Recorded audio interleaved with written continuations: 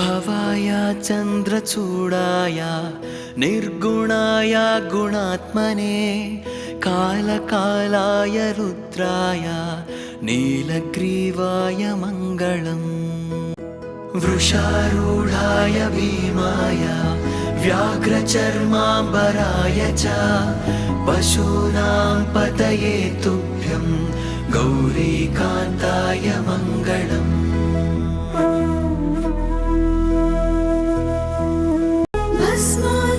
भस्मोद्दोलितदेहाय व्याळयज्ञोपवीतिने रुद्राक्षमालाभूषाय व्योमकेशाय मङ्गलम् सूर्यचन्द्राग्निनेत्राय नमः कैलासवासिने सच्चिदानन्दरूपाय प्रमथेशाय मङ्गलम्।